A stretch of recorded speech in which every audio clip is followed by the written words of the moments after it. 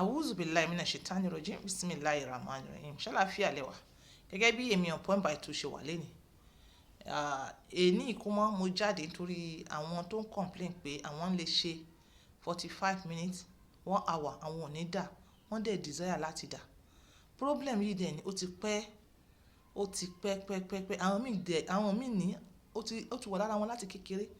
láti ìgbà tí wọ́n ti marry tí wọ́n ti sọ pé àwọn bàlágà kíní yẹn dẹ̀ tún ní ó tún wá affect wọn títí dìsìn. So yẹn mo wá ní kí n wá a kind of help especially fún àwọn tí wọ́n desire àtọ̀ alálùbáríkà kí n wá share 1 or 2 tips pẹ̀lú wọn lẹ́yìn èyí tí mo ti ṣe ní ìjọ yẹn. Then kí tó tẹ̀síwájú ní pápápá ìwọ tó bá find ara rẹ nínú category pé òun pẹ́ mo ní kí identify problem yìí. Perhaps o wà lára àwọn tó wà affected pẹ̀lú nǹkan tá à ń pè ní hypogonadism tí àwọn olóyìnbó ń pè ní hypogonadism.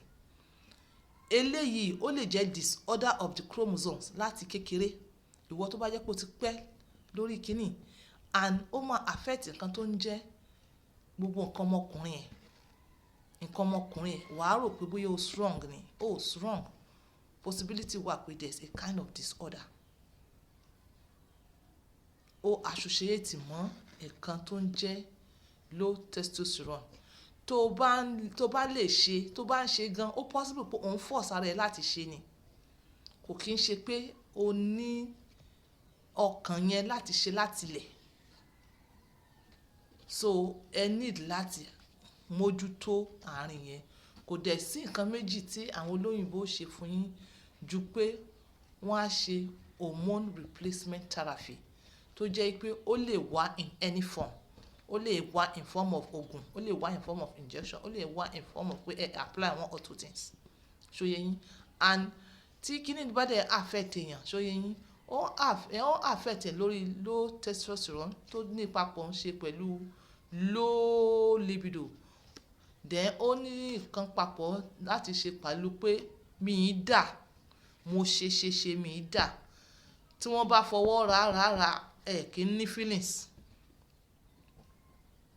ṣóyé yín tó bá jẹ́ pé àwọn míì ó ti affect wọn láti kékeré àwọn míì dẹ̀ ní ó ṣẹ̀ṣẹ̀ affect wọn ni possibility wà pé nǹkan kan ti ṣẹlẹ̀ tẹ́ ẹ̀ notice ó lè jẹ́ accident ó lè jẹ́ infection tẹ́ ẹ̀ dẹ̀ mọ́ ó dẹ̀ lè jẹ́ pé oògùn tẹ́ ẹ̀ ń lò àti sickness kan yẹ mo ti sọ yẹn síwájú kíní kan lè ṣẹlẹ̀ láàrin yẹn nǹkan kan gbọ́dọ̀ ṣẹlẹ̀ tó fi di pórí báyìí nǹkan kan ó gbọ́dọ̀ ṣẹlẹ̀ pé mo ṣe so majority àwọn tó ń complain pé àwọn ṣe àwọn ò dà kí wọ́n mójútó hypogonadism kí wọ́n tẹ̀síwájú kí wọ́n improve hormone wọn ṣóyé yín hormone wọn náà ni wọ́n improve kí wọ́n lọ sọ́dọ̀ àwọn hospital. Then nípa ti àtọ̀ ìwọ tó bá rí pé ó wà okay ṣóyé yín nípa ti àtọ̀ ó ní ẹ̀yin ẹ̀yin tó yẹ pé everything dẹ̀ wà okay tẹ̀dẹ̀ nídìí àtọ̀ yín kó lọ sókè díẹ̀ mo ti share natural foods tẹ̀ lè blend together especially fún àwọn tó bá wà ní far places wọ́n easy láti get àwọn kan tí mo sọ níjọ́ yẹn tẹ̀ lè blend together ṣóyé yín ó máa help àtọ̀ yín dáadáa. Then fún àǹfààní tẹ́ bá wà nísàlẹ̀ bíbà yìí ó easy fún yín láti get igi tá à ń pè ní igi afàtọ̀ ṣóyé yín àti chita tútù àti ginger ẹ wá 2 litre empty rubber 2 litre kí wọ́n bá yín gé igi afàtọ̀ yìí sí wẹ́wẹ́wẹ́ kí wọ́n gé chita tútù yìí náà kí wọ́n gé sí wẹ́wẹ́wẹ́ kí wọ́n wá fi gálíkì sí dáadáa ṣóyé yín kí wọ́n fi gálíkì kí wọ́n fi sí ẹ lè fi kànáfùrù sí torí kànáfùrù ó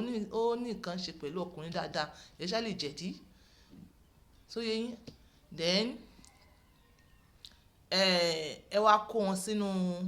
rọ́bà ẹ mọ̀ fomi sí ẹ mọ̀ mú láàárọ̀ ẹ mọ̀ mú lọ́sàn ẹ mọ̀ mú ẹ lè mú lọ́sàn ẹ lè mú 3 times a day láàárọ̀ lọ́sàn lálẹ́ bẹ̀wọ́ tẹ̀ bá ráyè lọ́sàn láàárọ̀ lálẹ́ ẹ bá ṣe mú ẹ mọ̀ replace ẹ pẹ̀lú omi ẹ dẹ̀ mọ̀ rà á lẹ́rùkèrò ẹ mọ̀ rà á lẹ́rùkèrò ẹ wá wò bóyá àtọ̀ yín ó pọ̀ àbí kò pọ̀. Igi afàtọ̀ kò easy láti mú lásán fún ẹ̀yin tẹ́ bá ti mọ̀ ń pẹ̀ because ó mọ̀ ń draw jù so òun sọ pé tẹ́ bá fi kíní sí